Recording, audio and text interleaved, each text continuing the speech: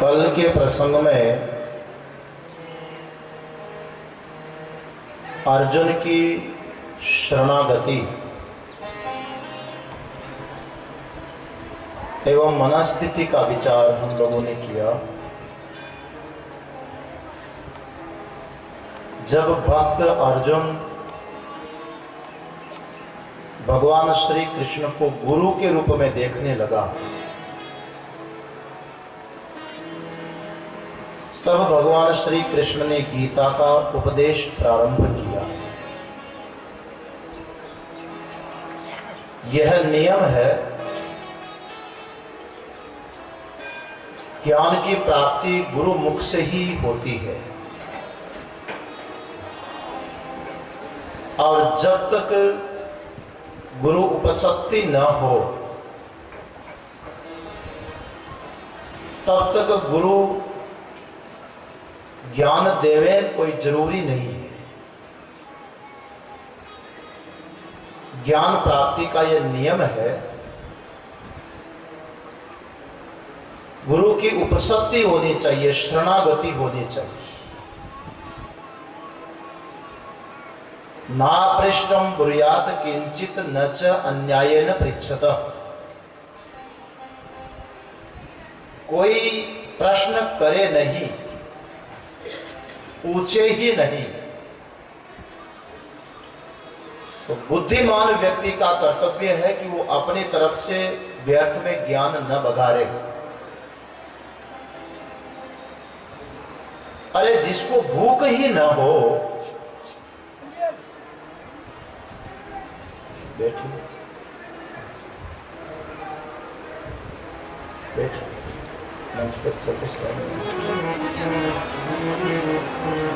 जिसको भूख ना हो और जबरदस्ती उसको भोजन परसा जाए, उसका क्या अर्थ है?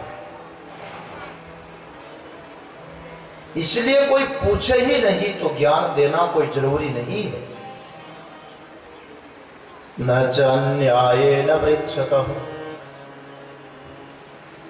और यदि कोई पूछ रहा है मगर पूछने की जो विधि है, न्याय है, उसके अनुरूप न पूछ रहा हो तो भी जरूरी नहीं कि उसको ज्ञान दिया जाए। पूछने की विधि चतुर्थ अध्याय में भगवान श्री कृष्ण स्वयं अर्जुन को कहेंगे, तद विद्धि प्रणिपातेन परिप्रश्नेन सेवया उपदेक्ष्यन्ति ते ज्ञानम ज्ञानिनस् तत्वदर्शिनः। अर्जुन को भगवान श्री कृष्ण कह रहे हैं, तद विद्धि, तत् माने तत्वम, वो जो परमात्मा है, सर्वाधार, जगदाधार, उस परमात्मा को जानो, तद विद्धि। मगर जिसको जानने के लिए चले, नेत्र का विषय हो तो आंख से देख करके जान लेंगे कि ये गेंदे का पुष्प जो है वो पीला है। ये ज्ञान किसने करवाया? आंख ने करवा दिया, आंख का विषय है। ये पुष्प बड़ा कोमल है, ये ज्ञान त्वग इंद्रिय ने करवा दिया, स्पर्श से मालूम पड़ा बड़ा कोमल है। इसमें खुशबू है, इसका ज्ञान हमारे घ्राण इंद्रिय नाक से हो रहा है। मगर जिस परमात्मा को न तो आज तक आंख ने देखा, न हाथ ने पकड़ा, न तत्र चक्षुर गच्छति न वाग गच्छति न मनो न विद्मोद विजानीमो, न तो वहां पर ज्ञान इंद्रियां जा रही है, न कर्मेंद्रियां पकड़ पा रही है, न मन की पहुंच है। अब उस तत्व को कैसे जानेंगे बताओ? जानने का एक नियम होता है, तरीका, माध्यम, किसको जाना जा सकता है? जिसको जाना जाए उस वस्तु में चार विशेषताएं होती है, जिसको लेकर के वो जाना जा सकता है, नहीं तो दूसरा कोई उपाय है ही नहीं। जिसको भी हम जानेंगे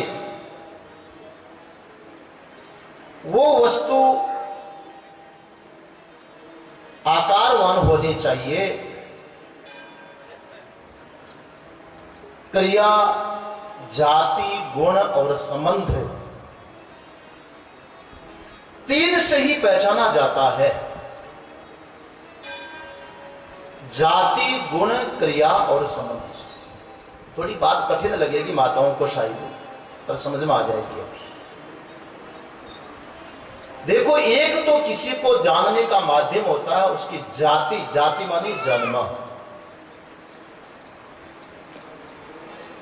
पशु को हम जानते हैं कि पशु के रूप में चौपाया है, उसकी जाति है, पशु को समझ लेंगे कि ये पशु, ये मनुष्य है, ये पशु है, ये पक्षी है, ये वृक्ष है। अलग अलग जानने का क्या माध्यम हुआ? उसकी जाति, दो पैर वाला मनुष्य है तो चार पैर वाला पशु है, पंख वाला पक्षी है, उसकी जाति है। अब जिस परमात्मा को जानने के लिए हम यहां आए हैं, उस भगवान की जाति क्या है आप बता सकते हैं? क्या जाति है? बोल दो ने, वो महाराज यदुवंशी है, यादव जाति है उसकी। चलो उस भगवान को यादव बोल दो, यदुवंशी है, हे कृष्ण, हे यादव। अर्जुन ने स्वयं ने बोला, हे सकेती। मगर भगवान 10-20 तो नहीं हो सकते, वो तो ऐसा बहुरूपिया है, अनेक रूप रूपाय। वो नरसिंह के रूप में भी तो वही है, तब जाति क्या हो गई बोलो? वो मनुष्य है कि पशु है? बड़ा विलक्षण है।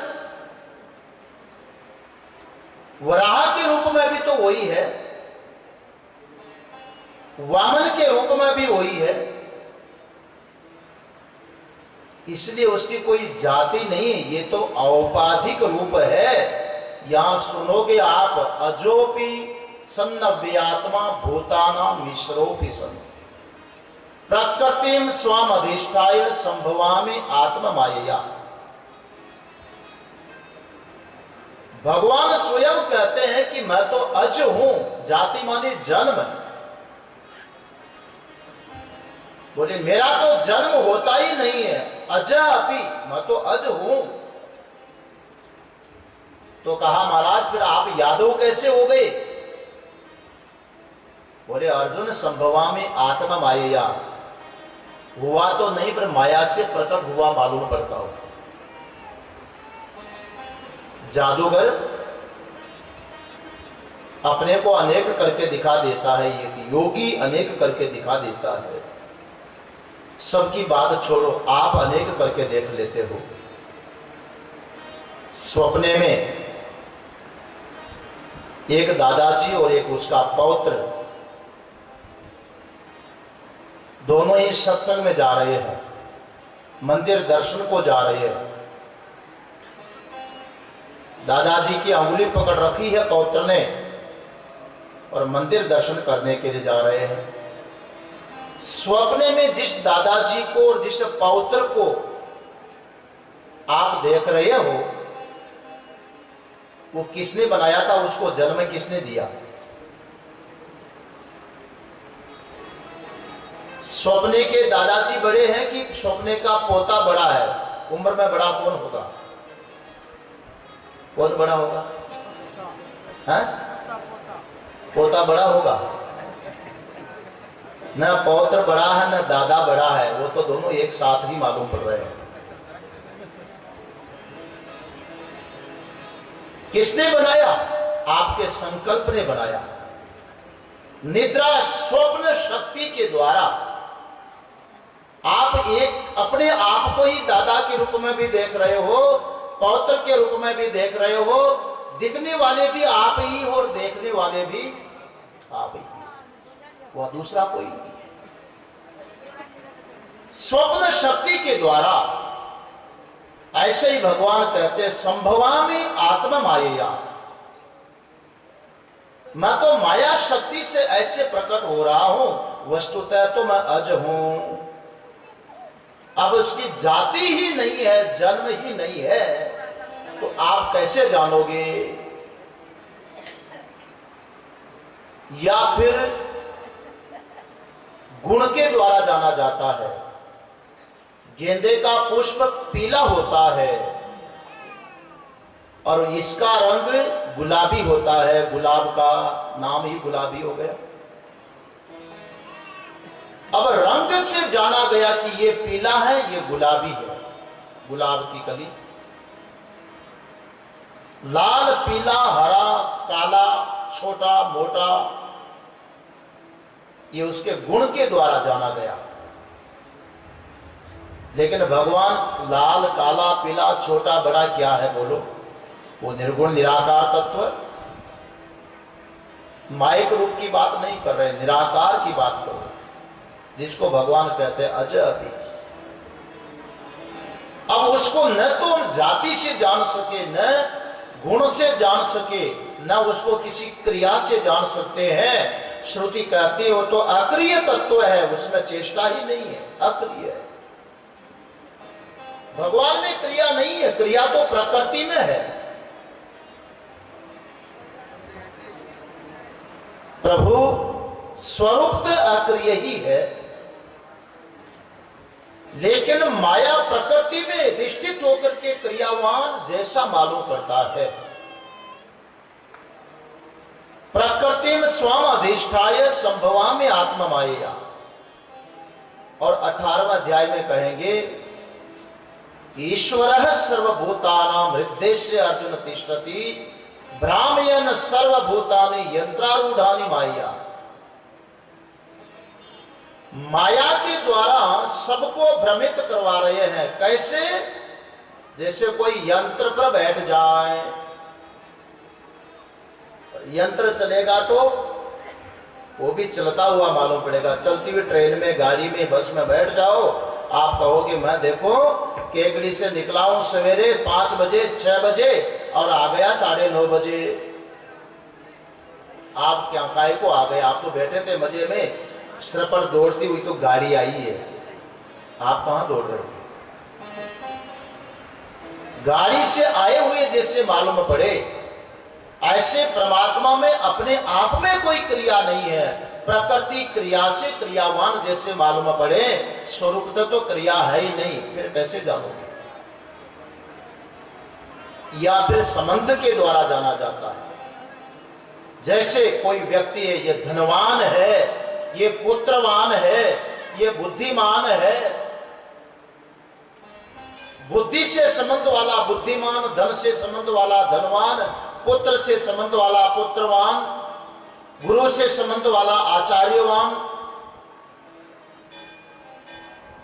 यही तो नियम है। पर परमात्मा का तो किसी से संबंध है ही नहीं, वो तो अद्वितीय तत्व है। उसके जैसा और कोई हो तो उससे संबंध जोड़े? कैसे संबंध जोड़ोगे? देशी गाय का शुद्ध घी आप बता सकते हैं कैसा होता है? देशी गाय का शुद्ध घी खाया तो सबने है ना, टेस्ट मालूम है। आप बता दीजिए कि वो घी ऐसा होता है, कैसा लगता है? अच्छा लगता है ये कह सकते हो, तो उसका स्वाद कैसा मुझे बता दीजिए ना। उसके जैसा तो वही होता, कोई दूसरा हो तो संबंध जोड़े उसके जैसा। इसलिए अद्वितीय तत्वों में संबंध भी नहीं हो सकता। सद एव सौम्य इदम अग्र आसित एकम एव अद्वितीयम, दूसरा है ही नहीं, तब संबंध में नहीं हो सकता। सज्जनों, ऐसे परमात्मा को जानने का उपाय क्या है? तब कहा कि इसको कोई नहीं बस बता सकता, बताने वाले ये महापुरुष विराजमान है। तदविद्धि प्रणिपातेन परिप्रश्नेन सेवया उपदेक्ष्यन्ति ते ज्ञानम ज्ञानिनस्तत्त्वदर्शिनः। ये तत्वदर्शी पुरुष, ये ज्ञानी पुरुष, ये श्रोत्रिय ब्रह्मनिष्ठ पुरुष उस तत्व का दिक दर्शन करवाएंगे। आपको पकड़ करके तो नहीं बता सकते, लेकिन आपकी दृष्टि को बहुत नजदीक ले जाएंगे, बहुत नजदीक, उस दिशा में ले जाएंगे। द्वितीया का चंद्रमा देखना हो, दोष का चंद्रमा, थोड़ी सी लकीर ही तो होती है। और माता बहनों ने व्रत किया कि आज चंद्रमा का दर्शन करके ही व्रत खोलेंगी। ऐसी दोष भी आती है, कोई आती है ना।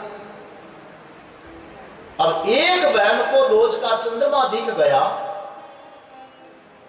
दूसरी को नहीं दिखाई पड़ा, वो कहती है अरे बहन मुझे भी दिखाओ ना, नहीं तो मुझे तो भूख लगी, जल्दी दिखा। तब बहन कहती है देख मेरे पास आ। वो जो सामने पेड़ है ना, नीम का पेड़, उसके दाहिनी तरफ की जो टहनी है, उस टहनी के लगभग 2 फुट की ऊंचाई पर देख। और इतने में तो बहन कहती हाँ हाँ भाभी जी मुझे भी दिख गया। अब बताओ, सामने वाले पेड़ की दाहिनी टहनी के 2 फुट की ऊंचाई पर चंद्रमा हो सकता है? 2 फुट की ऊंचाई पर, अगर 2 फुट की ऊंचाई पर चंद्रमा होता तो यशोदा मैया को कन्हैया ने कहा मैया ये मुझे दे दे, मैं लूंगा। यशोदा मैया कहती कोई मक्खन का लोंदा नहीं जो तुझे दे दूं, ये तो बहुत ऊपर है, हाथ में आने वाला नहीं है। मगर 2 फुट की ऊंचाई पर दिखाया बहन ने, और इतने में तो चंद्रमा को देख लिया, अपने आप दृष्टि आगे चली गई। ये महापुरुष इस तरह की दृष्टि देते हैं। उस परमात्मा को तो गुरु के द्वारा ही जाना जाएगा। इसलिए सज्जनों, अर्जुन ने भगवान की शरणागति, प्रपत्ति, उपसक्ति स्वीकार की, और तब भगवान ने उपदेश देना प्रारंभ किया। क्योंकि वो प्रपत्ति लेकर के, शरणागति लेकर के फिर कहता कि महाराज मेरा शोक मोह और कोई नहीं मिटा सकता, इसकी निवृत्ति तो आपके श्रीमुख से ही होगी, और कहीं भी इसका इलाज नहीं है। फिर भगवान ने उपदेश प्रारंभ किया। देखो, किसी को छोटा मोटा बुखार हो जाए, कोई हल्का सिर दर्द हो जाए, पैर दर्द हो जाए, कहीं अंगुली कट गई, कुछ हो गया, थोड़ा पुंसे हो गया, डॉक्टर के पास जाएंगे तो डॉक्टर क्या करेगा? बुखार ही तो है ना, चलो ये फलानी टेबलेट ले जाओ, दूध चाय से दे देना, ठीक हो जाओगे, टेबलेट देगा। मगर कोई ऐसी स्थिति में पहुंच जाए कि टेबलेट खा ही न सके, तो उसको ठीक करने का इलाज क्या होता है? इंजेक्शन, उसको इंजेक्शन देना पड़ेगा। और इंजेक्शन देते देते जब थोड़ा ठीक हो गया, चेतना में आ जाए। भगवान श्री कृष्ण ने भी अर्जुन को यहां देखा, एक बार तो सीधा इंजेक्शन देना पड़ेगा, इसीलिए दूसरे अध्याय में सांख्य योग का वर्णन किया। पहले अध्याय का नाम था, आपको बताया नहीं मैंने, विषाद योग। ये जो बैठ करके रो रहा था ना, शोक विषाद, विषाद भी भगवान से मिलाने का साधन है। रोना है तो रो, अपनी वेदना प्रकट करनी है तो करो, दिल खोल करके कहना है तो कहो, मगर किसके सामने? उसके सामने कहो जो आपकी वेदना को समझे और आपकी पीड़ा को मिटा सके। दुनिया के सामने क्या रोते हो? स्वयं रोती हुई दुनिया, स्वयं भूखी दुनिया तुम्हें क्या प्रसन्नता देगी? तुम्हारा क्या पेट भर देगी? इसलिए रोना भी है तो भगवान के चरणों में बैठ करके रो। विषाद भी करना तो भगवान के चरणों में करो, वो विषाद भी योग बन जाएगा, परमात्मा की प्राप्ति करवा देगा। बिना विषाद के तो भगवान की स्मृति होती ही नहीं है ना। दुख में सुमिरन सब करे, सुख में करे ना कोई। दुख के बिना, पीड़ा के बिना, कष्ट के बिना भगवान की स्मृति नहीं आती। विषाद भगवान से मिलाता है। भागवत में देखना, भगवान ने बहुतों को वरदान दिया और बहुतों की अपने प्रेमियों की विपत्तियां मिटाई। अर्जुन की किंकर्तव्य विमूढ़ता को मिटाया, द्रौपदी को आशीर्वाद दिया, उत्तरा का संकट मिटाया। ये सब देख करके जब मां कुंती भगवान की स्तुति करने लगी तो भगवान कृष्ण कहने लगे, बुआ जी आपको भी कोई मांगना हो तो मांग लो। तो कुंती मां कहने लगी कि भगवान आप प्रसन्न हो, देना चाहते हो तो विपदः सन्तु न शश्वत तत्र तत्र जगत गुरु। हे जगत गुरु, आप ऐसी कृपा करो कि हमारे जीवन में कदम कदम पर विपत्ति आती रहे। हनुमान जी महाराज प्रसन्न होकर के आपको कहे कि मांग भक्त वरदान मांग, मांग बहन जो चाहती मांग, और आप कहोगे कि विपत्ति दे। कोई कहेंगे कि छोरो दे दे, कोई कहेगा पोतो दे दे, कोई कहते धन दे दे, कोई का मकान दे दे, कोई विपत्ति मांगता। पर कौनती मां कहती विपदा संतु न शश्वत। भगवान हमारे जीवन पर निरंतर विपत्ति आती रहे, कदम कदम पर विपत्ति आती रहे। भगवान श्री कृष्ण भी कहने लगे, ऐसा वरदान नहीं, वरदान मांग रही हो कि शाप मांग रही हो? ऐसा तो कोई वरदान मांगता ही नहीं है। कुंती जी कहने लगी, भगवान इस वरदान का लाभ जिसको मालूम नहीं है वो क्यों मांगेगा? पर हमें तो मालूम है, हमें पता है कि आपकी स्मृति विपत्ति के बिना नहीं आती है, दुख में ही आप याद आते हो। जब जब भी हमारे जीवन में विपत्ति आई हमने सिर्फ आपको याद किया है, और जब जब हमने आपको स्मरण किया तो क्योंकि आप हमारे हैं और हम आपके हैं, अपने प्यारों की विपत्ति आप सहन नहीं कर सकते, इसलिए अपने जनों की विपत्ति मिटाने के लिए आप भगवान दौड़े आते हो, दौड़े आते हो। आते किसके लिए हो? विपत्ति मिटाने के लिए आए तो दूसरे काम, विपत्ति मिटाने आए, मगर उस बीच में जो आपके दर्शन हमें हो जाते हैं ये तो मुफ्त में ही हो गए ना। भवतो दर्शनम यत् स्यात्, उस समय आपके दर्शन हो जाते हैं भगवान। भगवान कृष्ण कहने लगे, ऐसे दर्शनों में क्या बड़ा, रो धो करके फिर दर्शन।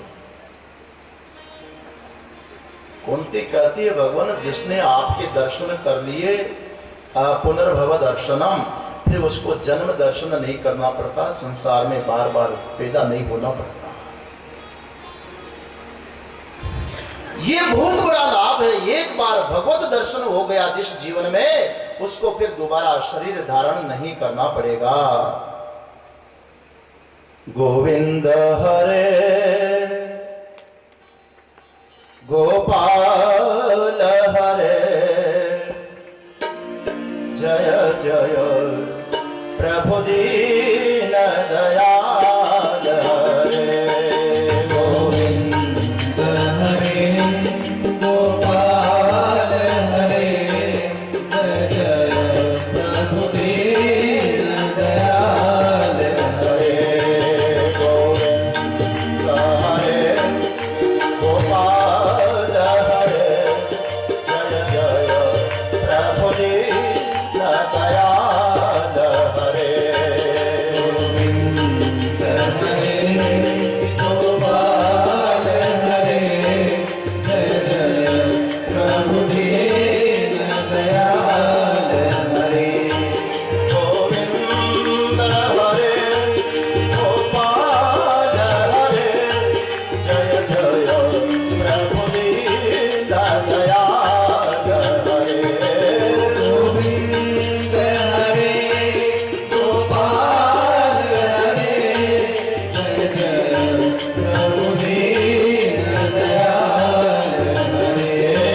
गोविंद हरे गोपाल हरे, जय जय प्रभु दीन दयाल हरे। गोविंद हरे गोपाल हरे, जय जय प्रभु दीन दयाल हरे। गोविंद हरे गोपाल हरे, जय जय प्रभु दीन दयाल हरे। गोविंद हरे गोपाल हरे, जय जय प्रभु दीन दयाल हरे। गोविंद हरे गोपाल हरे, जय जय प्रभु दीन दयाल हरे। बोलिए हरे गोपाल हरे, जय जय प्रभु दीन दयाल हरे। गोविंद हरे गोपाल हरे, जय जय प्रभु दीन दयाल हरे। गोविंद हरे गोपाल हरे, जय जय प्रभु दीन दयाल हरे। गोविंद हरे गोपाल हरे, जय जय प्रभु दीन दयाल हरे। गोविंद हरे गोपाल हरे, जय जय प्रभु दीन दयाल हरे। गोविंद हरे गोपाल हरे, जय जय प्रभु दीन दयाल हरे। गोविंद हरे गोपाल हरे, जय जय प्रभु दीन दयाल हरे। गोविंद हरे गोपाल हरे, जय जय प्रभु दीन दयाल हरे। इसलिए मां कुंती कहती है कि भगवान एक बार जिसने आपके दर्शन किए हैं, आप पुनर्भव दर्शनम, फिर संसार दर्शन जन्म दर्शन नहीं करना पड़ता। और इसका परम मूल हो गया विपत्ति। कैसे भी भगवान की याद आवे, सुख में आवे तो सुख में भजो, दुख में आवे तो दुख को मांगो। एतावान सांख्य योगाभ्याम स्वधर्म परिनिष्ठया जन्म लाभ पर पुंसाम अंते नारायण स्मृति। इस मानव जीवन का लाभ यही है, परमात्मा की स्मृति आ जावे। रोना भी पड़े तो रो, भगवान के चरणों में बैठ के रो। और जब विषाद आया प्रभु चरणों में,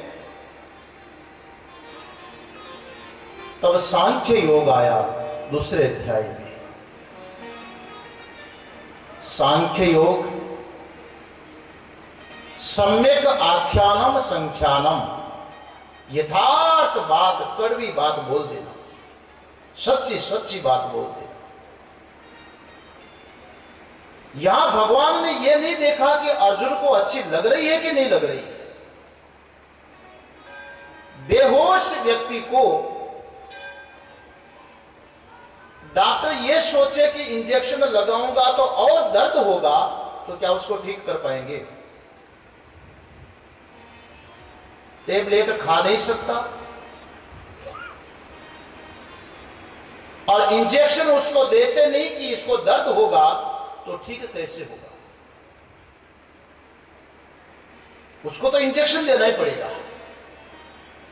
इसलिए भगवान ने जब उपदेश प्रारंभ किया,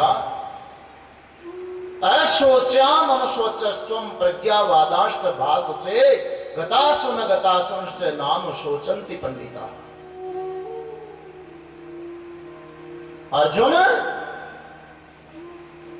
बातें तो तुमने बहुत बड़ी बड़ी की है, प्रज्ञावानों की, ज्ञानवानों की, बुद्धिमानों की बातें कर रहा था। ऐसा हो जाएगा, वैसा हो जाएगा, ये हो जाएगा, वो हो जाएगा, ये मर जाएंगे, वो गिर जाएंगे, नरक में जाना पड़ेगा, वहां जाना पड़ेगा, पाप लगेगा, ये आदरणीय है, कैसे बाणों से युद्ध करूं। वाह वाह, बातें तो बुद्धिमानों की सी कर रहा है, लेकिन आचरण मूर्खों का। गतासुन गतासुश्च नानु शोचन्ति पंडिताः। जिनके प्राण चले गए, जिनके प्राण जाने वाले हैं, नहीं गए अब तक, दोनों ही के संबंध में पंडित लोग, ज्ञानी लोग, आत्मज्ञानी, पंडित शब्द का अर्थ सीधा सीधा कहो तो आत्मज्ञानी, आत्म विषया बुद्धि का नाम है पंडा। तो वो जिसको मिल गई ज्ञानी, वो शोक नहीं करता है। कल सुन रहे थे, तरति शोकम आत्मविद, उसको शोक नहीं होता। जनक की कथा आप लोगों ने सुनी होगी। जनक अष्टावक्र मुनि कथा सुना रहे हैं। बहुत ऋषि महर्षि साधु संत भी आकर के बैठ के कथा सुनते हैं, और भक्तों में जनक भी आकर के कथा सुनता है। मगर महाराज कथा तब तक प्रारंभ नहीं करें जब तक कि जनक न आ जाए। भले ही 10 बज गई हो, टाइम हो गया हो, लेकिन गुरुजी देख रहे हैं कि चेला आया है कि नहीं। राजा जब तक न आवे तब तक गुरुजी कथा न सुनाए। बाकी बाबाजी, साधु संत, चेले आकर के बैठ जाए, और राजा आते ही गुरुजी कथा शुरू कर दे। जो साधु संत त्यागी महात्मा थे, उनको बहुत बुरा लगा कि देखो गुरुजी भी पैसे वालों की, पदाधिकारियों की, बड़े लोगों की चापलूसी करते हैं। हमने जिस भगवान को पाने के लिए घर, परिवार, जाति, समाज, देश, प्रांत सब छोड़ करके बाबा जी बन करके निकल पड़े, उनके को तो गुरुजी कथा नहीं सुनाएंगे, भले ही बैठे रहे। और वो राजा जब आता है तो कथा शुरू कर देते। ये तो पक्षपात है सीधा सीधा। गुरुजी चेलों के मन की बात समझ गए। एक दिन गुरुजी ने ऐसा संकल्प किया, इधर तो कथा शुरू हुई, उधर मिथिला में आग लग गई, और धधकती हुई आग की लपटें दिखाई पड़ी। जहां पर महात्माओं का शिविर था, रहने की आवास व्यवस्था थी, वो जो ये सोच रहे थे कि गुरुजी पक्षपात करते हैं, चेलों की दृष्टि पड़ी कि हमारे शिविर में जहां घास फूस की प्रण कुटियां बनाई हुई है, चातुर्मास का समय था, भाग भाग करके जाने लगे। अरे मेरे तो कटी वस्त्र सूख रहे हैं, मेरी लंगोटी सूख रही है, मेरे तो बैग में सामान पड़ा हुआ है, माला वहीं पड़ी है, भागे, सब जल जाएंगे, बचा सको तो बचाओ। मगर राजा जनक टस से मस न हुआ। महात्मा लोग जाकर के देखा तो गुरुजी की माया थी, कोई आग नहीं, कुछ नहीं। वापस आकर के बैठे। गुरुजी ने पूछा, बीच में उठ के क्यों गए? आजकल होते तो बहाना कर लेते गुरुजी, लेकिन सच्ची बात बोल दी, हमें तो आग दिखाई पड़ी। तो गुरुजी ने कहा, राजा जनक तुझे दिखी कि नहीं आग? बोले, गुरुजी दिखी तो मुझे भी थी। तो तुम उठ के क्यों नहीं भागे? तो कहा, इन महात्माओं से पूछो ये उठ के क्यों भागे? तो कहा, हमारे कपड़े पड़े हुए थे इसलिए भागे कि जल जाएंगे। तो जनक को पूछा, तुम्हारा यहां कोई नहीं है क्या? बोले, महाराज मैं सब जानता हूं, सब माया का खेल है, मेरा कुछ भी नहीं है, वास्तव में कुछ नहीं है, मायामय है। ऐसी दृष्टि गतासु न गतासु से नाम सोचंती पंडिता, आत्मा विषय की बुद्धि तो वो है जिसके लिए शोक नहीं करते, मायामय है, ये तो खेल है ईश्वर का चल रहा है, और तू बातें बड़ी बड़ी कर रहा है। अच्छा अर्जुन ये बता कि कौन मरता और कौन जीता है, ये बता। और तेरी समझ में ना आवे तो भगवान कहते मैं समझा रहा हूं, जन्म मरण किस चीज का है। सीधा भगवान ने इंजेक्शन शुरू किया। न त्वेवाहम जातु नासम न त्वमनेमे जनाधिपा न चैव न भविष्यामः सर्वे वयमतः परम्। देख सुन, ऐसी बात नहीं है कि पहले तू नहीं था या मैं नहीं था या ये प्रजा नहीं थी, ये राजा लोग नहीं थे, ऐसी बात नहीं है। थे, पहले भी थे, पश्चात भी रहेंगे, बाद में भी रहने वाले। न चाहे न भविष्यामः, फिर नहीं रहेंगे ऐसा भी नहीं है। सर्वे वयम अतः परम, इसके बाद भी हम सब रहेंगे। थे, अभी तो है ही है और फिर भी रहेंगे। कहा महाराज ये बात कानों गले से नीचे नहीं उतरती। कहा आपसे पूछा जाए, आज के 100 वर्ष पहले क्या हम लोग थे? क्या अनुभव है? 100 वर्ष पहले थे, और आज से 100 वर्ष बाद में इनमें कौन सी शक्ल रहेगी बताओ? छाती ठोक के कोई कह सकता कि आज के 100 वर्ष बाद भी मैं रहूंगा? कोई है? अब हमारा अनुभव सच है कि भगवान की वाणी सच है। भगवान कहते हैं कि पहले भी हम सब थे, तुम भी, मैं भी, यह भी सब थे, और बाद में भी मैं, तुम, यह सब रहेंगे। और हमारा अनुभव क्या कह रहा है? पहले भी नहीं थे, बाद में भी नहीं रहेंगे, हम तो अभी हैं। हम ऐसा मानो। अब ये भगवान का कथन सही है या हमारी गणित सही है? अनुभव सही है कि गणित सही है? बोलो। 2 महात्मा पैदल यात्रा करते थे। एक जगह गंगा जी पार करना था, तो ऐसा घाट बना था जहां से नौका पर बैठ करके गंगा जी पार की जाती थी। पानी गहरा था, नौका से ही पार करते थे। दोनों महात्मा वहां पर घाट पर पहुंचे एक महात्मा पढ़ा लिखा नहीं, एक ज्यादा पढ़ा लिखा था। तो महात्मा कहने लगा एक बात सुनो, देखो नौका में बैठने से पहले जानकारी तो करना है कि पानी गहरा कितना है। वो न हो पानी गहरा न हो तो हम चल करके पार हो जाएंगे, नौका के पैसे बचाएंगे तो आगे चल करके कोई खाने पीने में काम आएंगे। तो पढ़े लिखे महात्मा ने नौका चलाने वाले नाविक को पूछा कि नाविक भैया, इस गंगा जी के पानी की गहराई कितनी है, कितना गहरा है? तो वो कहने लगा कि महाराज, ये जो पानी है गंगा जी का, इस तट पर 3 फुट गहरा पानी है और उस तट पर भी 3 फुट गहरा पानी है और बीच में 6 फुट गहरा है। 3 इधर 3 उधर, 6 फुट बीच में। वो पढ़ा लिखा महात्मा गणित लगाने लगा कि 3, 6, 9, 3, 12 फुट पानी है। अब औसतन पानी कितना वो निकाल लो। तो 3 का भाग लगाया तो औसतन पानी तो 4 फुट ही रह गया। गणित वाले समझ रहे होंगे, औसतन पानी 4 फुट है।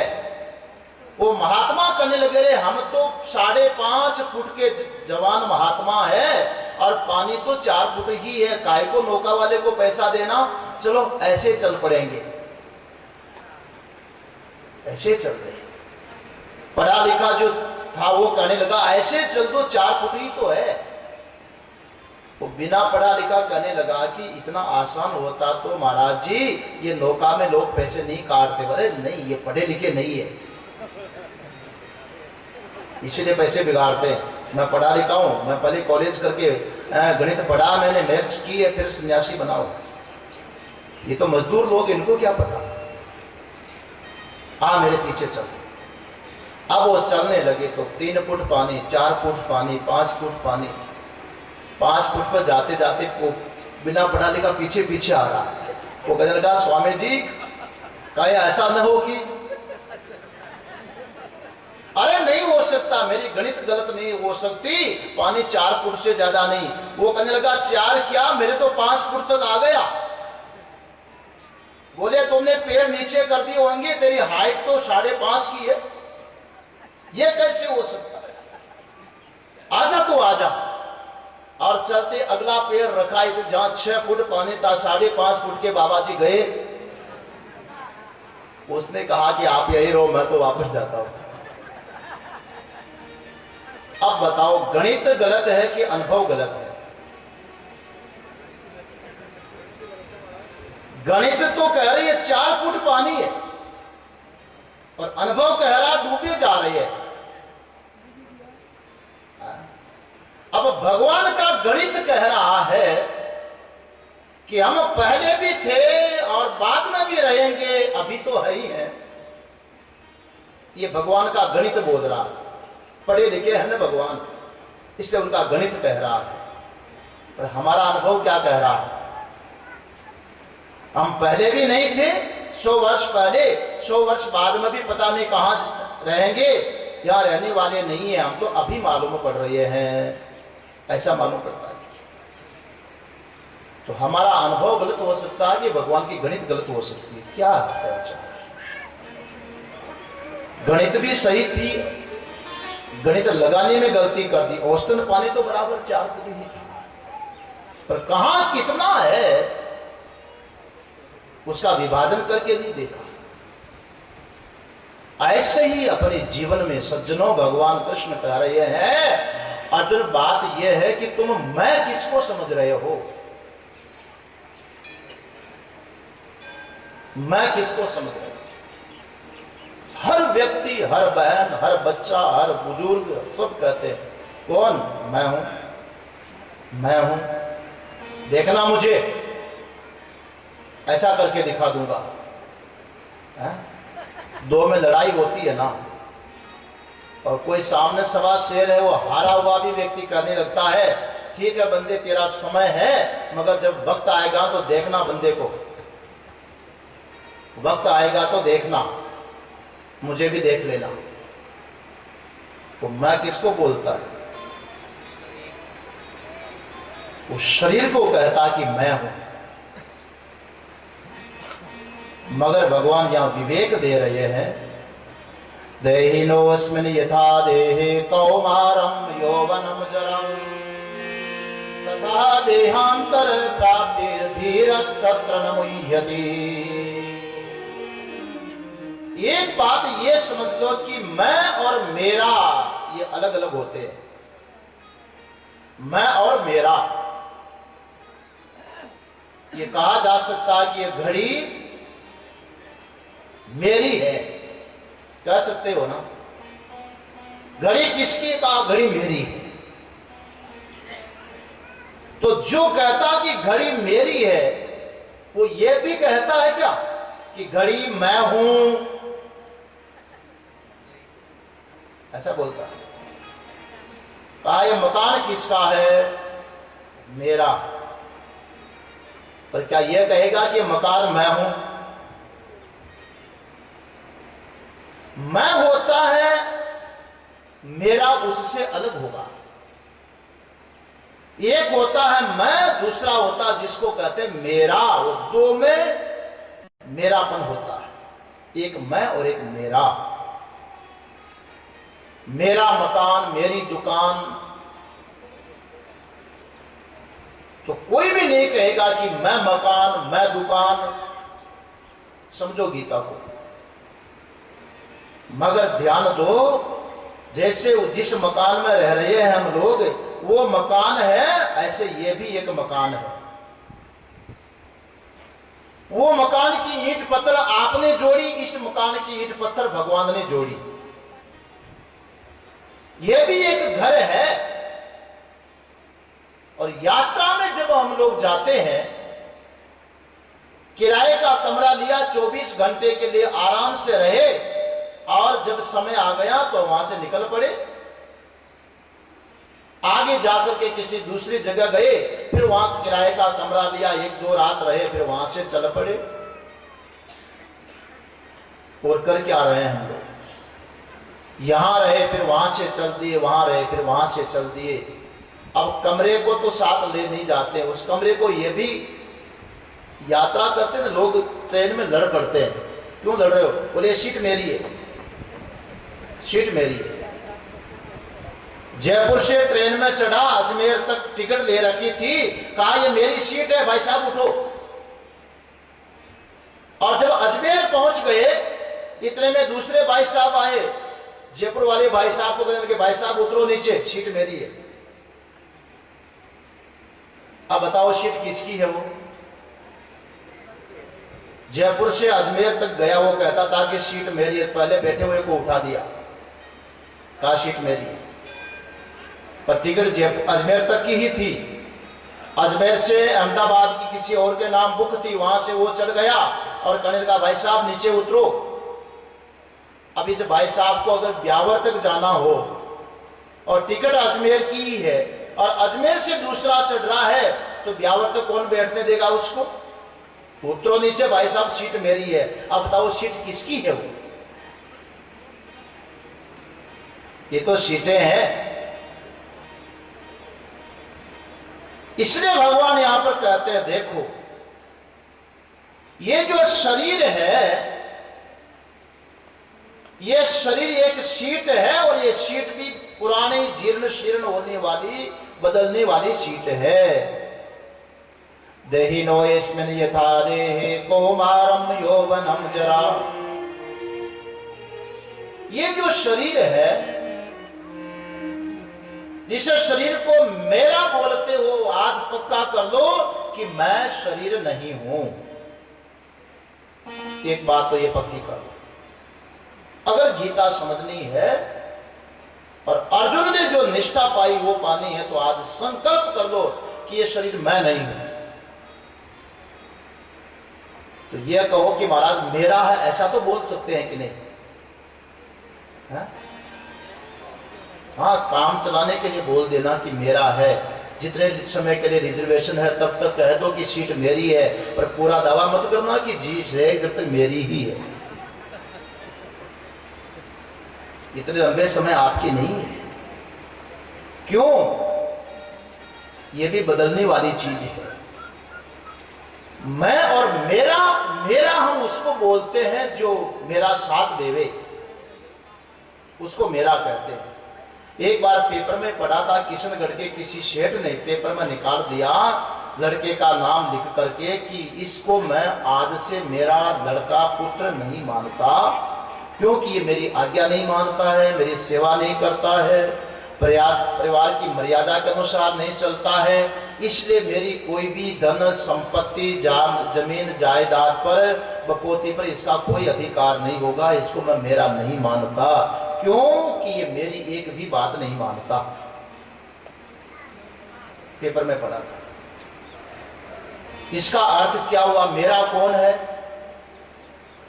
जो मेरी बात माने? बेटे ने भी मेरी बात न मानी तो कह दिया कि मेरा, तो मेरी माने वही मेरा, ठीक है ना?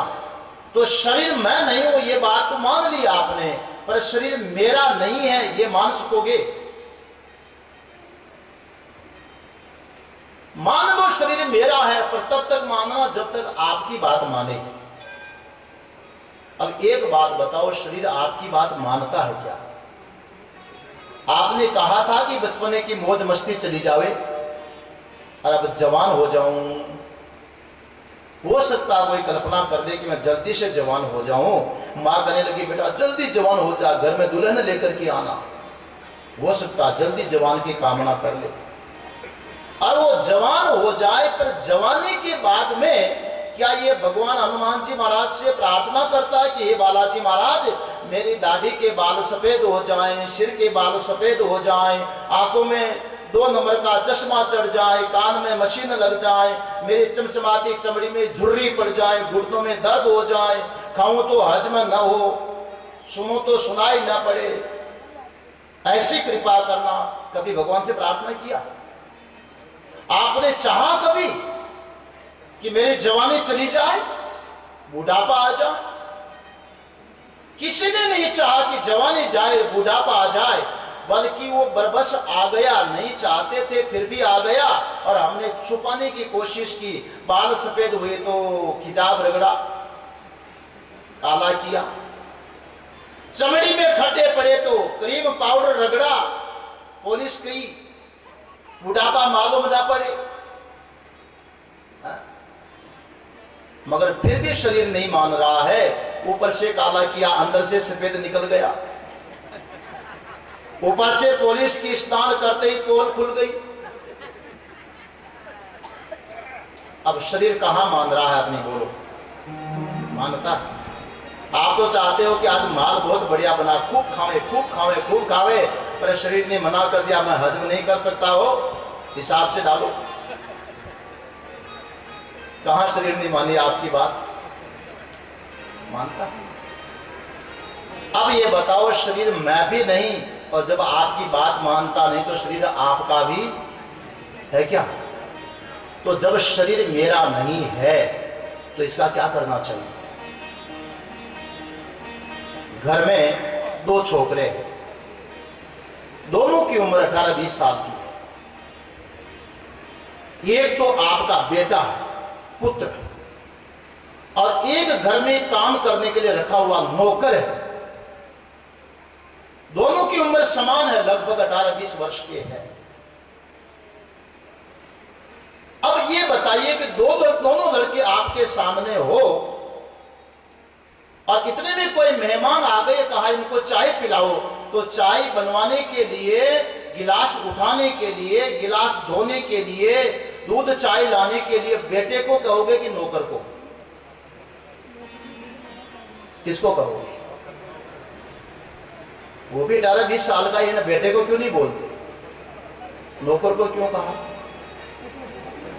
इसलिए कि नौकर इस काम का ही है, इसी के लिए तो रखा है, इसी बात की खा रहा है, इसी की तनख्वाह लेगा, तो काम तो उसी से लेना जिस काम के लिए रखा गया। बेटा तो मेरा है, और जो मेरा बेटा नहीं है और खर्चा खाएगा, तनख्वाह लेगा, उससे काम लेना है।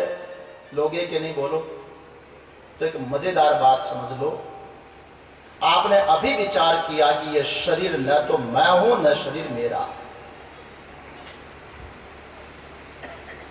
बात नहीं मानता इसलिए आपका नहीं।